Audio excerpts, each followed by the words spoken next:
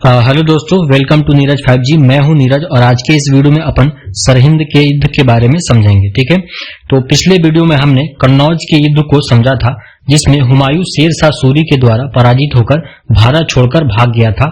2-3 साल काबुल और सिंध के आसपास भटकने के बाद फाइनली हुमायूं फारस यानी ईरान के शासक शाह तस्मान के द्वारा शरण मिला था, वहां ठहरा था। ठीक है, तो आज के इस वीडियो में अपन सरहिंद के युद्ध कैसे हुआ था उसको समझते हैं, बट उससे पहले आपको ये बता देता हूं कि कौन सा एरिया किस शासक के पास था।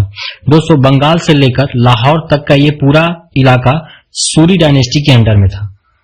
ये अफगानिस्तान से काबुल और कंधार वाला जो इलाका है, इस क्षेत्र पे हुमायूं के सौतेले भाई कमरान मिर्जा का शासन था और ईरान में शाह तस्मान का शासन था, जहां हुमायूं शरण लिया हुआ था। ओके दोस्तों, शाह तस्मान हुमायूं को इसलिए भी शरण दिया हुआ था क्योंकि वो हुमायूं के जरिए कंधार को कब्जाना चाहता था, जो उस समय कंधार जो है हुमायूं के सौतेले भाई यानी कमरान मिर्जा के पास था। ठीक है दोस्तों, हुआ यूं कि 1545 ईस्वी में हुमायूं शाह तस्मान के सैनिकों के साथ मिलकर कंधार पे हमला कर उसे कब्जा लेता है। ठीक है, फिर उसके बाद यानी अगले साल 1546 ईस्वी में हुमायूं काबुल पर भी आक्रमण कर देता है, जहां पे कमरान मिर्जा बैठा हुआ था। ठीक है, हुमायूं ने काबुल के किले को चारों तरफ से घेर लिया और सारी रसद पानी की जो सप्लाई है उसको बंद कर देता है।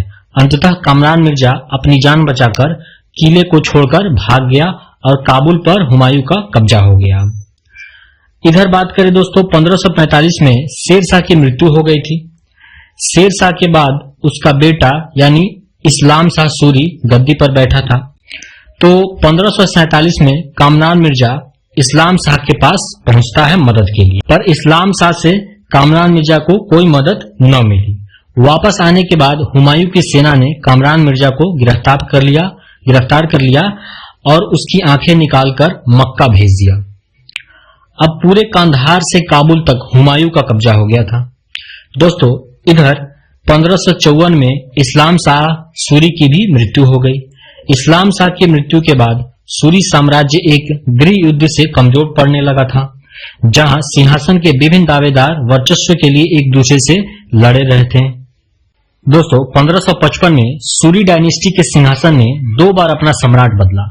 सबसे पहले इब्राहिम शाह सूरी ने सत्ता हथिया ली, लेकिन कुछ ही महीनों में सिकंदर शाह सूरी ने उसे फिर से हटा के सम्राट बन गया। अब ये वही सिकंदर शाह सूरी है जो सरहिंद का युद्ध हुमायूं से लड़ेगा।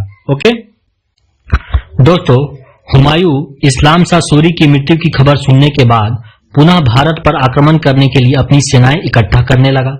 दोस्तों, उस समय भारत में भी हुमायूं के चाहने वाले जो भी लोग थे, वो हुमायूं के कहने पर उसकी सेना में भर्ती होने लगे। इस तरह हुमायूं एक अच्छी खासी सेना इकट्ठा करने में कामयाब हो गया। फरवरी 1555 में हुमायूं की सेना की एक टुकड़ी रोहतास किले और लाहौर पर कब्जा कर लिया। दोस्तों, हुमायूं का यह किला बिना लड़े ही मिल गई, क्योंकि तेतार खां जो उस समय उस किले की रक्षक था, वो किला छोड़कर सेना के साथ भाग गया। तेतार खां मच्छीवाड़ा पहुंचा, जहां पहले से अफगान सेना नसीब खां के नेतृत्व में बैठी थी। इधर हुमायूं की सेना की दूसरी टुकड़ी दीपालपुर और जालंधर पर कब्जा कर लिया। अब हुमायूं की सेना की दोनों टुकड़ी सतलज नदी पार कर मच्छीवाड़ा पहुंची, क्योंकि सरहिंद जाने का यही रास्ता था। मच्छीवाड़ा में 30,000 अफगान सेना और बैरम खां के नेतृत्व में मुगल सेना के बीच युद्ध हुआ। दोस्तों, हुआ यूं कि दोनों सेना आमने सामने थी। रात में मच्छीवाड़ा के पास एक गांव में आग लग गई, जिसका फायदा उठाकर मुगल तीरंदाजों ने आग की रोशनी में अफगान सेना पर खूब तीर बरसाए, जिससे अफगान सेना तितर बितर हो गई और हुमायूं ये युद्ध जीत गया।